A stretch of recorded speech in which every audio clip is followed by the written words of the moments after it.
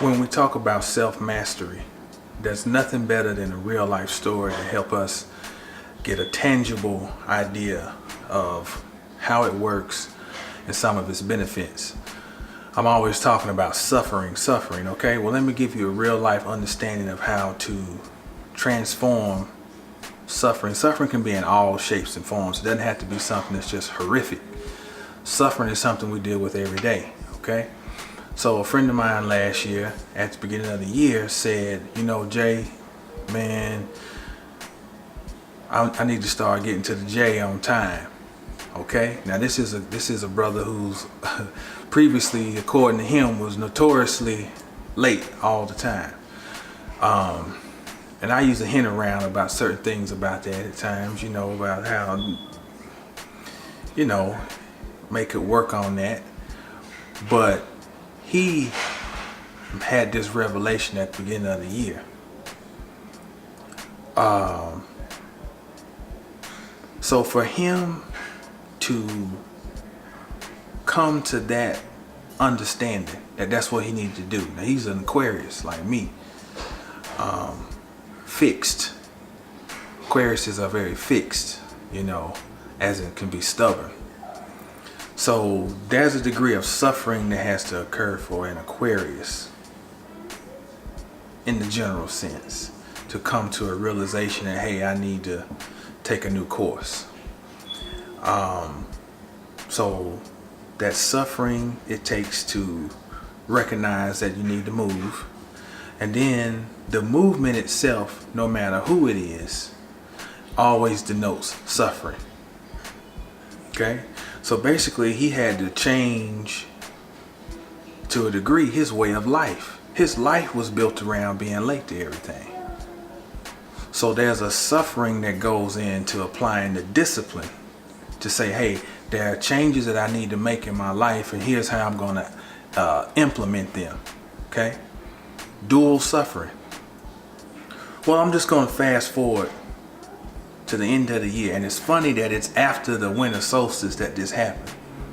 This brother texts me excited, inviting me down to Houston because they're about to shoot this music video. Not just any music video, but now he's using a videographer and photographer who are well known in the city and known nationally for working with big name artists. Now that might not seem like much to somebody else, but if you've come from doing things kind of on more of a low budget thing and kind of, you know, just kind of piecemealing to get by, when you take that next step up that you invest more money into yourself, you are sending out a message that you demand more. You naturally command more in return because you have displayed to the universe that you are worth enough. You have enough self-worth. You respect yourself enough to invest in yourself. It's reciprocity. But the reciprocity or having the mindset to even create that starts with having a disciplined mind, a mind that's willing to suffer. It's suffering for a person who don't like to be on time. Now all of a sudden, I got to start being on time. That's suffering, y'all. It's simple things. It's the little things. Don't be fixated on the grandiose before you take care of tidying up those little small things, because you ain't gonna ever get it until you learn to do the little things, the least of these. I shout out to my brother Low-Key Krishna. Soon you're gonna be seeing his video is gonna show up on this channel. We're gonna show you the finished product shot in 4K in Scrooston, Texas. Okay, but I know the brother don't mind me sharing that story because that's a major accomplishment.